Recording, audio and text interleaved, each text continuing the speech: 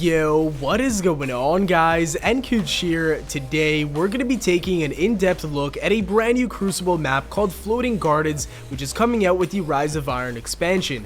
As you all know, I visited Bungie in July with a handful of other Destiny YouTubers to record all of this footage, but please keep in mind that this is an early build and some things may change. With that being said, we're going to be talking about all the power positions of this map, how it generally flows, and I'm also going to be giving you my first impressions so that hopefully you have a little bit of a head start once the expansion actually comes out. So this conversation is going to be a little bit more casual than my regular Crucible commentary, and the reason being is because I don't think we got that much time to play on these maps. Obviously we were playing Supremacy and we played about 3 matches on each map. One was Icarus and obviously this one is Floating Gardens. Also leave a like on the video if you enjoy this breakdown, because if I get enough likes I guess I can make another one on Icarus, which is another map that we ended up playing early, which was a lot of fun. And even though I chose this map to do a breakdown on because it was my favorite out of the two, I still think the other map is also very good, so I can do a breakdown on that as well if you guys would like me to.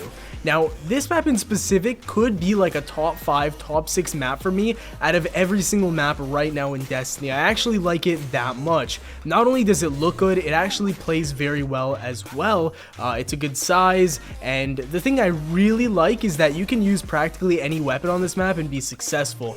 Up here I call this area like Colosseum. There's a huge ring around this area, there's a bunch of statues. It just gives me that whole like Roman slash Vex vibe, and it's really awesome. And if you're sniping up here using something like a scout rifle, you have access to a lot of spawn points on the map, which just gives you a massive advantage. And then on top of that, it's pretty high up on the map in relation to everywhere else, so you do have the height advantage as well.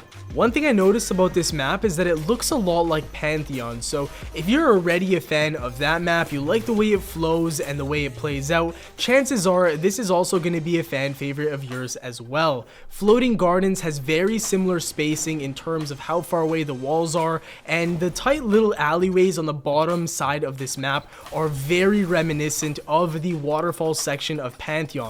At least that's the vibe that I get from it. I could be a little bit off, but for me, top Colosseum area is really where you want to snipe and get into those open-ended engagements, while if you want to shotgun and really abuse your movement, if you're someone like a Shade Stepper, then the bottom part past the bridge area is really where you want to go to. And just to show you guys an example of how different the bottom side to the top side is, I'll give you guys a little bit of a stat here. So I ended up playing about 3 matches on this map, which is a combined total of about 30 minutes, and I only traveled on the bottom hand side for about a minute to 2 minutes. So that just goes to show you, if you're sniping, you want to stay up top like you do most of the time on maps that have those elevated places, and if you're shotgunning and using something that's close quarters, stick to the bottom or by the bridge area where you can kind of pick people off in those close range encounters with shotguns. Another way that this map's similar to Pantheon is actually in its size. It's a pretty medium-sized map,